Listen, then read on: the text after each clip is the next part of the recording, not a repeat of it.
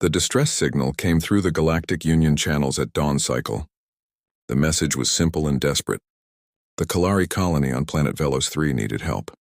They were under attack. Council Leader Tharn listened to the recording again. His blue skin turned pale. The sounds of weapons fire and screaming filled the chamber. The Kalari were a peaceful species. They had no weapons, no soldiers, no way to defend themselves. The Vrock Raiders, Tharn said quietly. They have found another defenseless target. The other council members shifted nervously in their seats. The Vrock were known across the galaxy as brutal pirates. They attacked weak colonies and took everything: food, technology, lives. Who can we send? Asked Council Member Vera. Her antenna twitched with worry. The Kalari have maybe 2 days before the colony falls. Tharn pulled up a holographic display. It showed the location of Velos 3. It was far from the Union core worlds. Too far for most species to reach in time. The Dravian fleet is 3 weeks away, Tharn said. The Pixari Defense Force is dealing with problems in the Outer Rim. The Quellan peacekeepers are not trained for combat. The Council fell silent. They all knew the truth. The Galactic Union was not built for war. Most member species evolved on peaceful worlds. They did not understand violence. They could not fight like the Vrock. There is one option, said Council Member Wren. His voice was barely a whisper. The humans. The word hung in the air like poison. Several council members made sounds of fear. Others shook their heads. Absolutely not, Vera said. You know what they are. What their world made them. Tharn closed his 4 eyes. Yes, he knew about Earth. Every member of the Union knew about Earth. It was classified as a Class 12 death world, one of the most hostile planets ever recorded. Earth had predators that could kill with one bite. Weather that destroyed entire cities. Diseases that spread like wildfire. Gravity that would crush most species. And somehow humans survived all of it, more than survived. They thrived. The humans had only joined the Galactic Union 5 years ago. The Council had debated for months before allowing it. Humans were dangerous. They evolved fighting every single day. Their bodies were built like weapons. Their minds thought in terms of violence and survival. The Kalari are dying, Tharn said slowly. Right now, while we sit here afraid. He pulled up another display. Video feed from Velos 3 showed buildings burning. Kalari civilians running in panic. Vrock warriors laughing as they fired into crowds. I do not like this either, Tharn continued. But we have no choice. The humans have a ship in Sector 7. They can reach Velos 3 in 18 hours. The Council argued for another 10 minutes, but the screams from Velos 3 grew louder. Finally, they voted. The decision was unanimous. They would contact Earth. Tharn sent the message himself. He kept it simple. A colony needed help. Could Earth respond? The reply came back in less than 2 minutes. This is Captain Mike Torres of the Earth Vessel Defender. We received your distress call. We are changing course to Velos 3 now. Tell the Kalari to hold on. Help is coming. Tharn felt a chill run down his spine. The human's voice was calm, confident, like he did this every day. Maybe he did. Earth had a violent history. Thousands of years of warfare. They knew things about combat that the Union had forgotten. May the stars protect the Kalari, Vera whispered. The Deathworlders are coming. Captain Mike Torres stood on the bridge of the Defender. The ship was small by galactic standards, just 150 meters long, but it was fast and tough, built for exactly this kind of mission. Navigation set course for Velos 3, Torres said. Maximum speed. Aye, Captain, replied Lieutenant Emma Ross. Her fingers moved quickly across the controls. We'll be there in 17 hours and 42 minutes. Torres nodded. He was a tall man with dark hair starting to gray at the temples. He had served in Earth's Space Force for 20 years. He had seen combat on 3 different worlds, but this would be his first rescue mission in Union space. Get me everything we have on the Vrock, Torres said. Weapons, tactics, weaknesses. Sergeant Jack Miller looked up from his station. He was a huge man with a scarred face and strong hands. Got it, Captain. Pulling data now. The information appeared on the main screen. The Vrock were a warrior species from the Outer Rim. They stood nearly 7 feet tall, strong and aggressive. They attacked in groups and showed no mercy. Looks like we're outgunned, said Corporal Nina Patel. She was checking weapon systems. Their ship has 3 times our firepower. Torres smiled. It was not a happy smile. They might have better weapons, but they've never fought humans before. The bridge crew grinned. They knew what he meant. Every human on this ship had trained for combat since childhood. Earth made sure of that. When you grew up on a death world, you learned to fight or you died. Battle stations in 16 hours, Torres said. Everyone rest while you can. When we get there, things are going to get ugly. The Defender jumped to faster than light speed. The stars stretched into lines of light. They were racing toward a battle. Racing toward people who needed help. Torres looked at the image of Velos 3 on the screen. He thought about the Kalari hiding in their homes, afraid, helpless, waiting for death. Not today, he said quietly. Today, the Deathworlders answer the call. The Defender cut through space at maximum speed. In the cargo bay, the human team prepared their equipment. Captain Torres walked between the rows of weapons and armor. His boots echoed on the metal floor.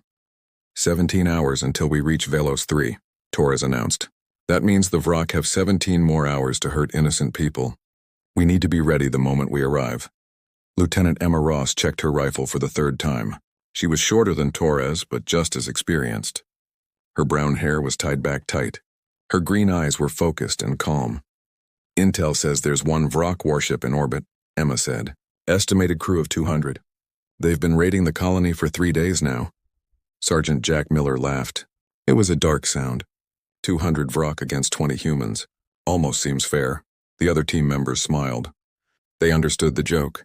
Humans were different from other species in the galaxy. Very different. Torres pulled up a holographic display. It showed a comparison chart.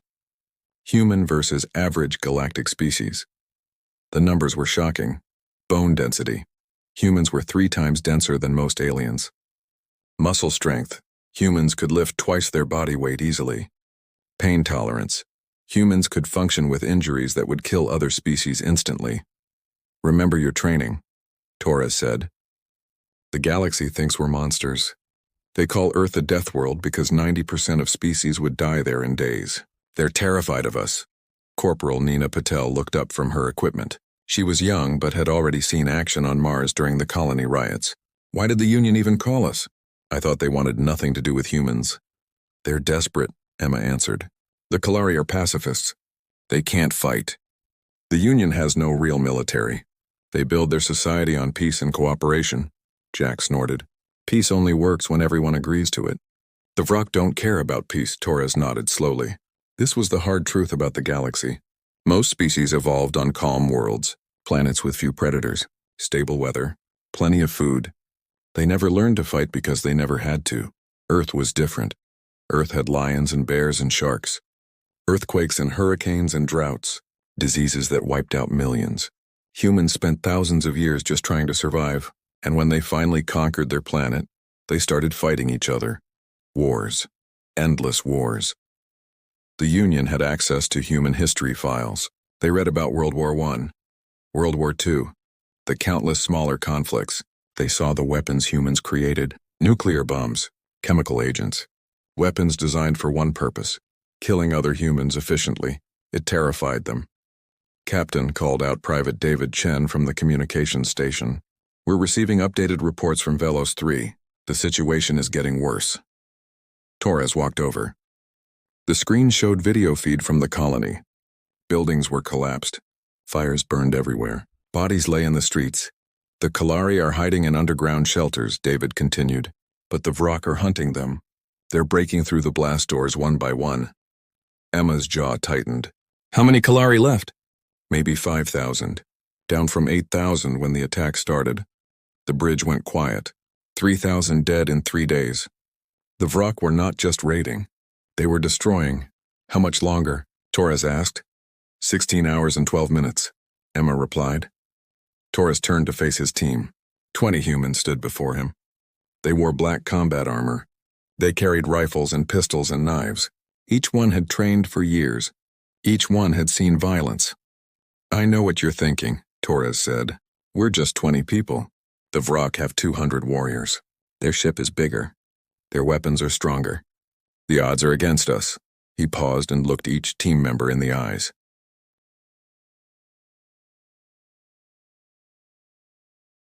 But we have something they don't. We're human. We come from a world that tried to kill us every single day. Our ancestors fought tigers with spears. They survived ice ages and plagues. They crossed oceans in wooden boats. They looked at the stars and decided to go there. Jack stood up straighter. Nina smiled. David cracked his knuckles.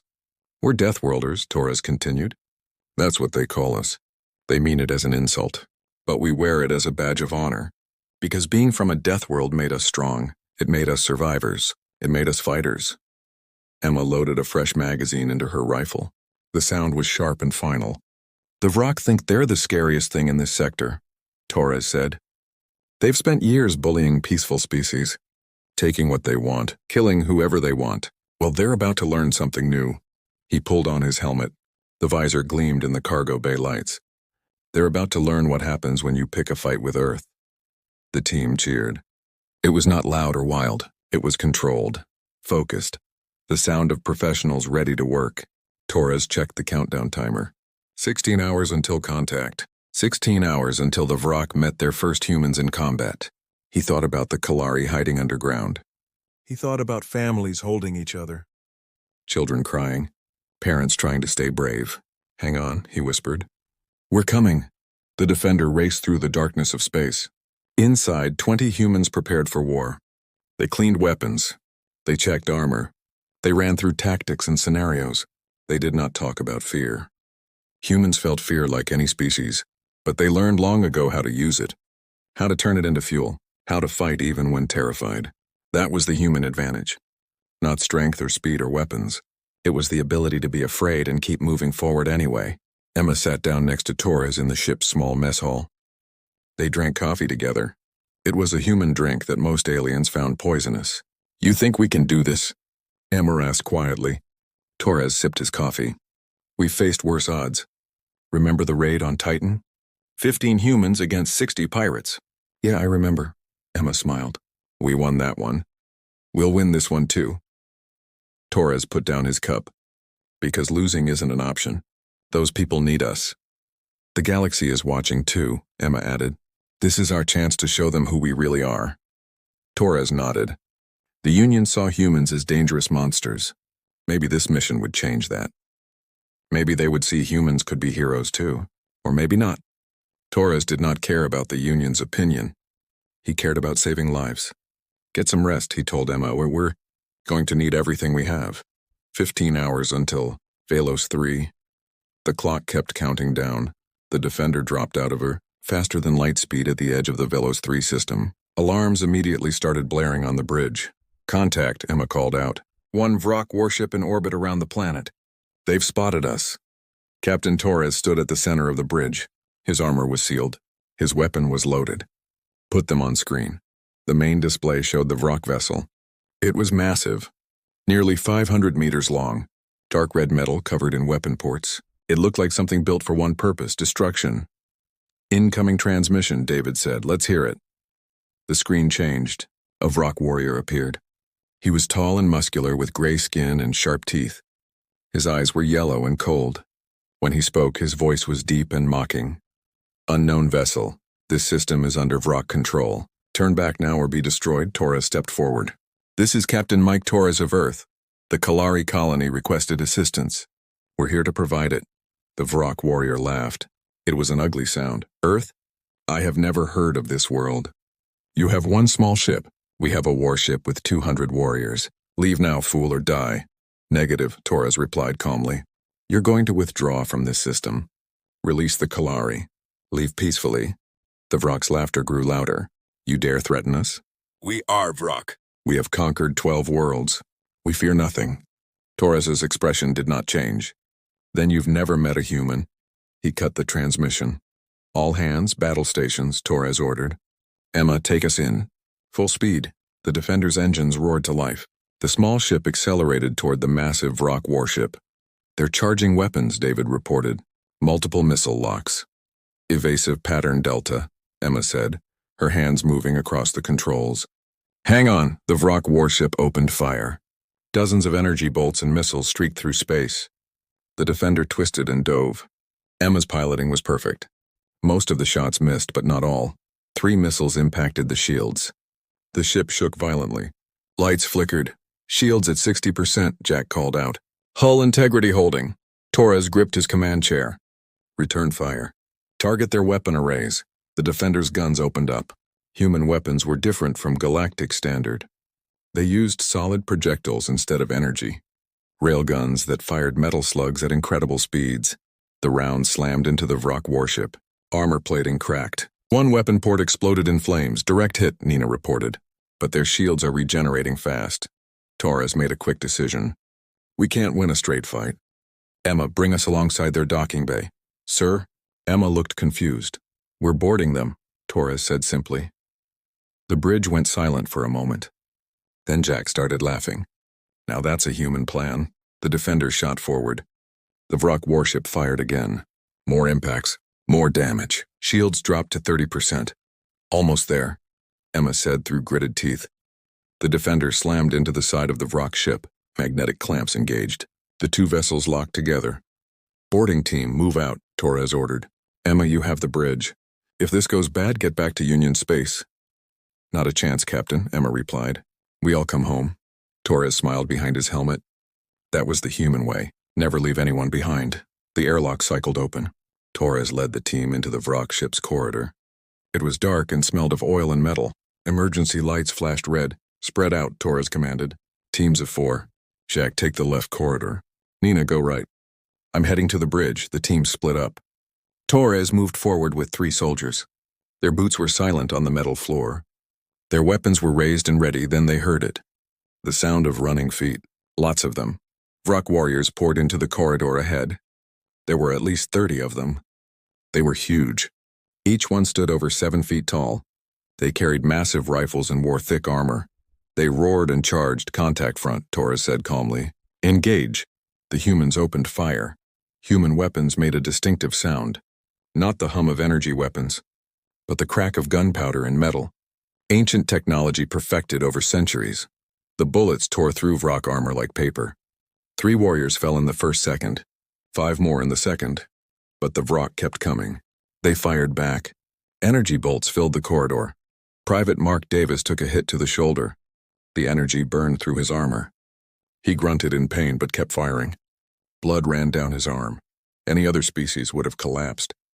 The pain alone would have been unbearable. But Mark was human. Humans could function through pain that would kill most aliens. Mark's hit, called Private Lisa Park. I'm fine, Mark growled. He switched his rifle to his other hand and kept shooting. The Vrak warriors slowed. They were confused. The human had been shot. They saw the wound, but he was still fighting. How was that possible? Torres used their confusion. He moved forward, firing controlled bursts. His team followed. They advanced through the corridor like a machine, efficient, deadly, unstoppable. More Vrak appeared. The corridor became a killing zone. Energy bolts and bullets flew in both directions. The noise was deafening. A Vrak warrior rushed at Torres with a combat blade. The alien was fast and strong, but Torres was faster. He sidestepped the attack and slammed his rifle into the warrior's face. The Vrak's jaw shattered. He fell. They're retreating, Lisa shouted. The surviving Vrak warriors were running. Actual fear showed in their yellow eyes.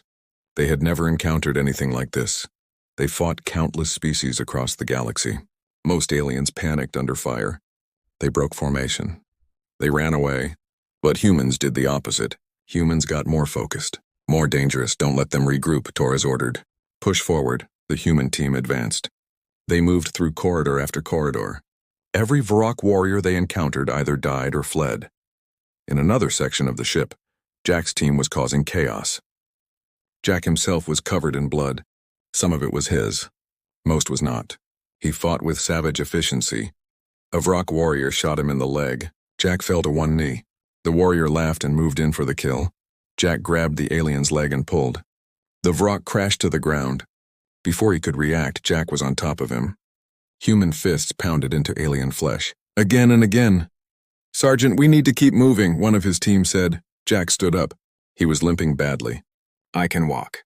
Let's go, his team stared. Their sergeant had been shot. His leg was bleeding heavily, but he was still fighting. That was the human way. Nina's team reached the engine room.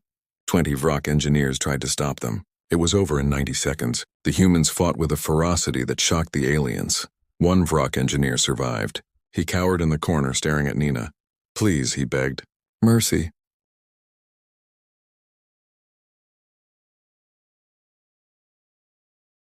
Nina lowered her weapon slightly. Tell your friends. Tell them what you saw here today. Tell them what happens when you attack the innocent." The engineer nodded frantically. Torres's team finally reached the bridge. The doors were sealed and reinforced. "Breach charges," Torres ordered. They planted the explosives. Everyone took cover. The charges detonated. The doors blew inward. Torres rushed through the smoke. The Vrock bridge crew scrambled for weapons, but they were too slow. "Drop your weapons," Torres commanded. His rifle was pointed at the Vrock commander. It was the same warrior from the video transmission. His yellow eyes were wide with disbelief. "Impossible," the commander whispered. "You're just 20 warriors. We have 200. How did you—" "We're human," Torres interrupted. "We come from a world that makes yours look like paradise. We evolved fighting things you can't imagine, and we never give up." The Vrock commander looked around his bridge. His crew was defeated. His ship was captured, all by 20 aliens from a world he'd never heard of. What are you going to do to us?" the commander asked. Torres smiled coldly. "That depends on you. Order your warriors to surrender. Order them to leave the Kalari alone. Do it now." The Vrock commander hesitated. Then he looked into Torres's eyes. He saw something there that terrified him. A promise. A certainty. If he refused, these humans would kill every Vrock on this ship. "All units," the commander said into his communicator.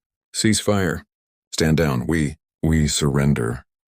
The Vrock warship was silent now. 200 warriors sat in the cargo bay with their hands secured. They stared at the 20 humans who had defeated them. None of them spoke. They were still processing what had happened. Captain Torres walked through the rows of prisoners. His armor was scorched and dented.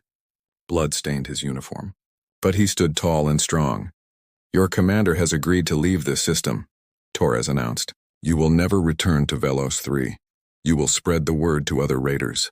The Kalari are under human protection now." A young Vrock warrior looked up. "What are you? How did 20 of you defeat all of us?" Torres stopped and looked down at the alien. "We're from Earth, a Class 12 death world. Everything on our planet tried to kill us.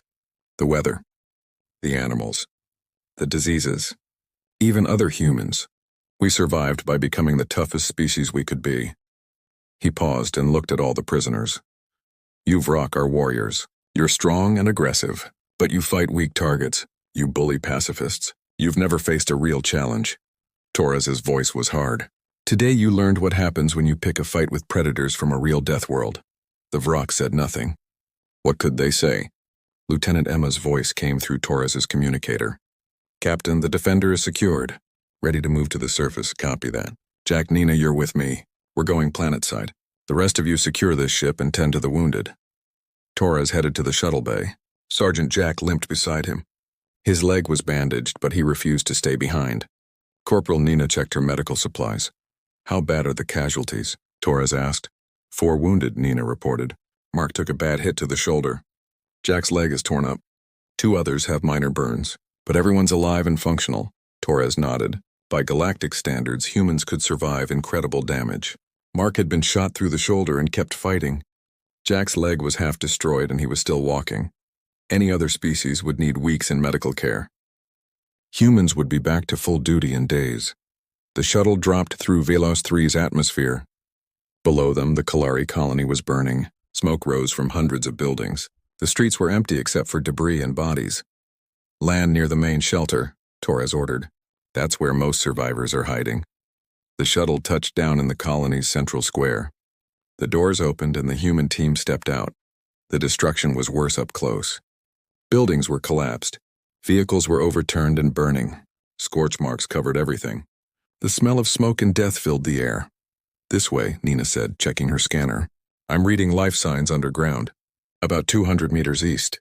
They moved through the ruined streets. Torres felt anger building in his chest. The Vrock had done this for profit, for fun. They destroyed an entire civilization just because they could. They reached a large metal door set into the ground. It was dented and scorched. The Vrock had been trying to break through. Torres knocked on the door. Hard. 3 times. Silence. He knocked again. "This is Captain Torres of Earth. The Vrock are gone. You're safe now. Please open the door." More silence. Then a small voice came through a speaker. "How do we know you're not Vrock? How do we know this isn't a trick? Because if we were Vrock, this door would already be open," Torres replied. "We're here to help. The Galactic Union sent us in response to your distress call. There was a long pause, then the sound of locks disengaging. The heavy door slowly opened. A Kalari stood in the doorway. She was small, maybe 4 feet tall. Her skin was pale blue and her eyes were large and dark. She looked exhausted and terrified. "You're human," she whispered. "Yes," Torres said gently. He removed his helmet so she could see his face. "My name is Mike Torres. We're here to help you." The Kalari stared at him. Behind her, other Kalari peered out from the darkness. They had heard stories about humans, about the violent species from the Deathworld, about the monsters the Union feared, but Torres smiled. It was a warm, genuine smile. "It's okay. You're safe now. The Vrak won't hurt you anymore." The Kalari woman started crying. She fell to her knees. "Thank you. Thank you. We thought we were all going to die." More Kalari emerged from the shelter. Thousands of them. They looked at the humans with a mixture of fear and hope. Emma stepped forward. She had training in xenobiology and first aid. "My name is Emma. I'm a medic." "Are there injured people down there?" "Yes," the Kalari woman said. "Many. We have no doctors left. They were killed in the first attack." "Show me," Emma said. They descended into the shelter. It was crowded and dark. Kalari families huddled together. Children cried. The wounded lay on makeshift beds. Emma immediately went to work. She moved from patient to patient with quick efficiency. Human medicine was advanced. Centuries of treating war injuries made humans expert at trauma care. "Nina, help me with this one," Emma called. Severe burns on his chest. Nina opened her medical kit. She pulled out burn gel and synthetic skin. Technology the Kalari had never seen. A Kalari child approached Torres. She was tiny, maybe 5 years old. She looked up at him with wide eyes. "Are you really from a death world?" she asked in a small voice. Torres knelt down to her level. "Yes, Earth is a very dangerous place, but it also taught us to be strong, to protect others, to help people who need us. Were you scared? Fighting the Vrak?" Torres thought about that. "Yes, I was scared. Being scared is okay. What matters is what you do even when you're scared." The child smiled. It was the first smile Torres had seen on this planet. Jack was outside helping clear debris. Despite his injured leg, he lifted massive pieces of rubble that would take 3 Kalari to move. Other humans helped rebuild collapsed structures. They worked fast and efficiently. A group of Kalari men approached Jack. They looked nervous. "We want to help," one said. "This is our home. We should help rebuild it," Jack nodded. "Good, grab that beam over there. We need to prop up that wall before it collapses completely." They worked together, humans and Kalari, side by side back in the shelter. Emma had treated over 50 patients. Her hands were steady. Her focus was complete. She had trained for years for this. Every human in the Space Force learned combat medicine. "You're amazing," the Kalari woman said. She had introduced herself as Lyra. "Your skills are incredible." Emma wiped sweat from her forehead. "On Earth we had to learn. Our history is full of wars and disasters. We got good at healing because we had to. We hurt each other so much that we became experts at fixing each other." Lyra looked sad. "That sounds terrible." "It was," Emma agreed. "But we learned from it. Most humans now believe in peace, in helping others." We had to walk through darkness to find the light. Torres's communicator buzzed. It was David from the Defender. "Captain, the Galactic Union is calling. Council Leader Tharn wants a status report."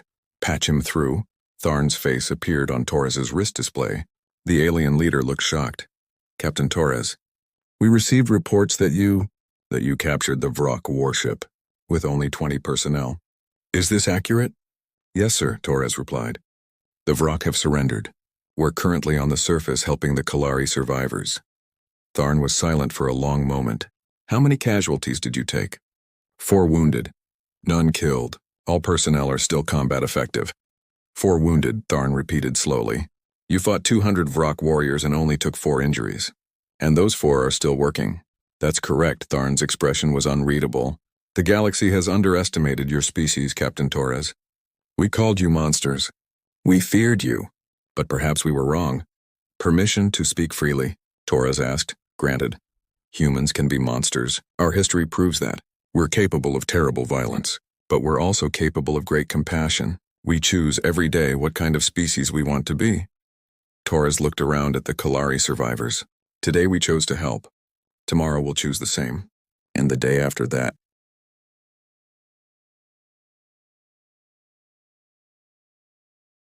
Tharn nodded slowly. The Union owes Earth a great debt. You saved lives we could not save. You fought a battle we could not fight. Just doing our job, sir. The transmission ended. Torres stood and looked around the shelter. Humans and Kalari working together, helping each other. Building something from the ruins. Maybe the galaxy was starting to understand. Humans were dangerous, yes, but they were dangerous to those who hurt the innocent. They were protectors. Warriors who fought for those who could not fight for themselves. Captain, Jack called from outside. You need to see this. Torres climbed back to the surface. Jack pointed at the sky. More ships were arriving. Not warships, medical vessels. Supply transports. Ships from a dozen different Union species. They're coming to help, Jack said. Word spread fast. The whole sector knows what happened here. Torres smiled. Good. The Kalari need all the help they can get. 3 days had passed since the battle. The Kalari colony was slowly coming back to life. Union medical ships filled the sky. Supply transports delivered food and building materials. Engineers from 5 different species worked on repairs, but everyone knew the truth. The humans had saved Velos 3.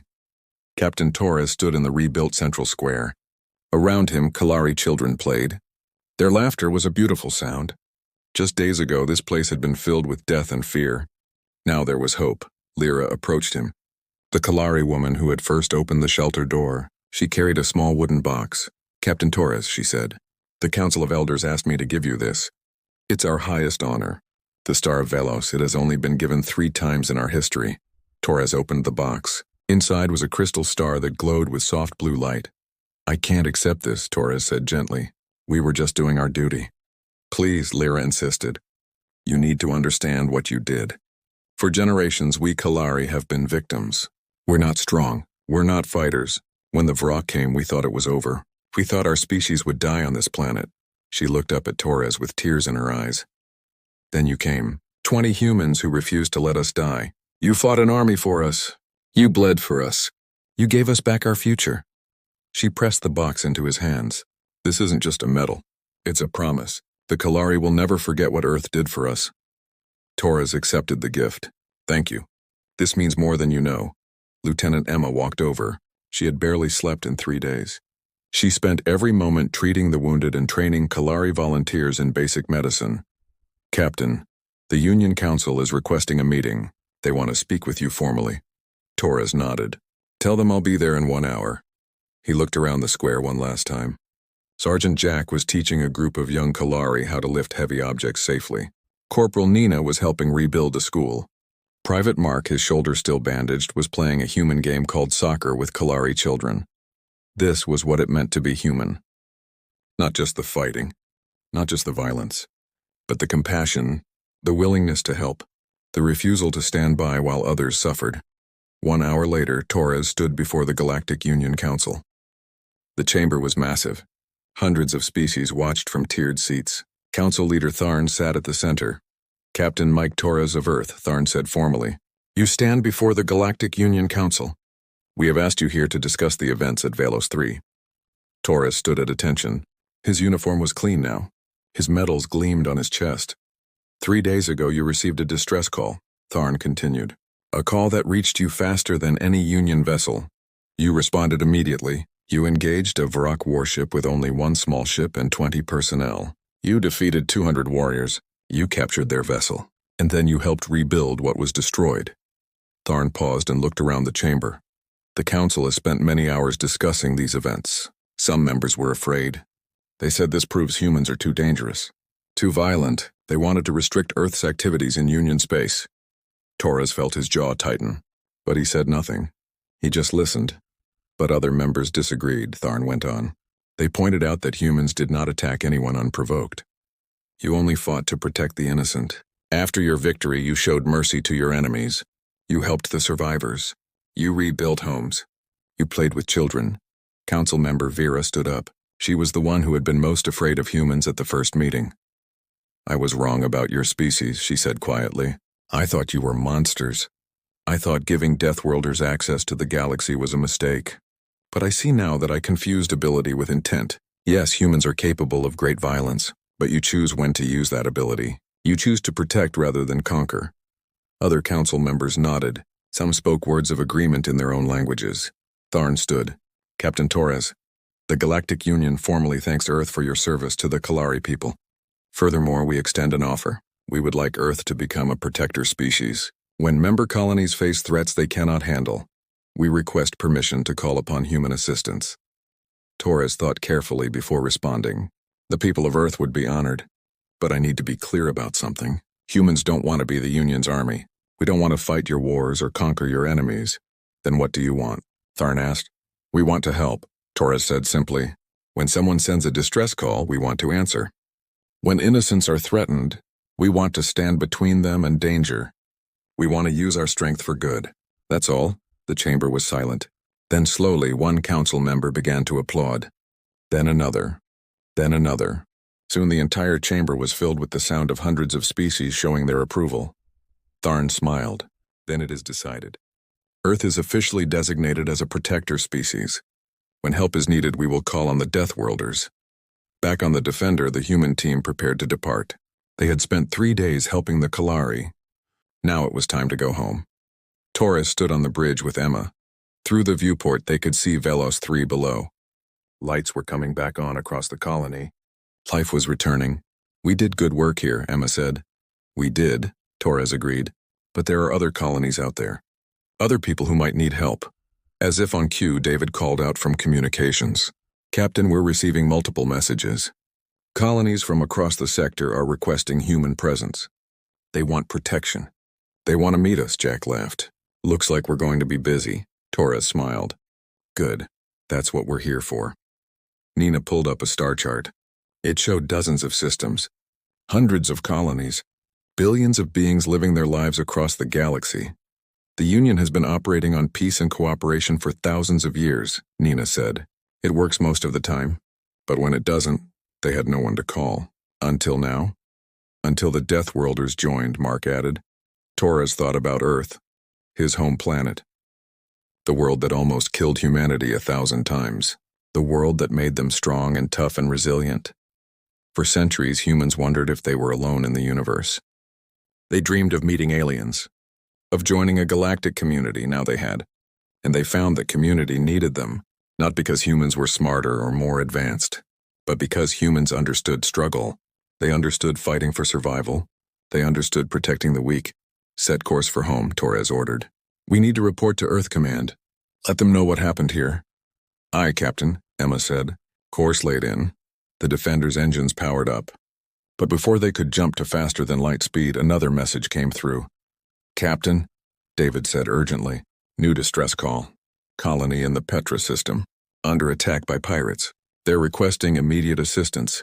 Torres didn't hesitate. Delay our return. Set course for Petra system. Maximum speed. Sir, we've been in the field for days, Emma said. The crew is exhausted. We're running low on supplies. There are people dying in Petra system, Torres replied. People who need help right now. We rest after we save them, Emma smiled. She knew he would say that. It was the human way. Course set. 30 hours to Petra system. The Defender changed direction and jumped to faster than light speed. Across the galaxy, word spread. The story of Velos 3 traveled from system to system. Species that had never heard of Earth suddenly knew the name. The Deathworlders had come, and they had chosen to be heroes. Raiders and pirates heard the story too. They learned that attacking peaceful colonies now had consequences. The humans were watching. The humans were coming, some laughed. They didn't believe 20 warriors could defeat 200.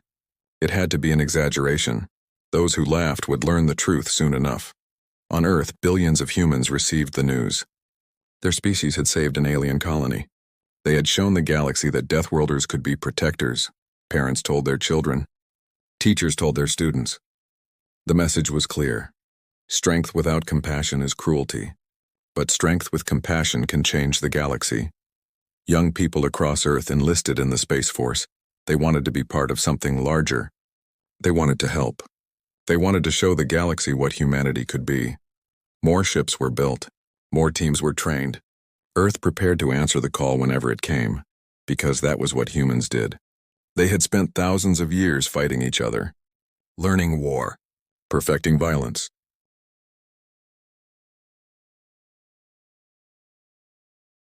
Now they had a better use for those skills. Now they could fight for others, protect the innocent, stand against tyranny and cruelty. The galaxy had called them Deathworlders as an insult. Humans wore the name with pride. Yes, they came from a world of death, but that world had taught them the value of life. Every breath, every heartbeat, every moment mattered, and they would fight to protect that for anyone who asked.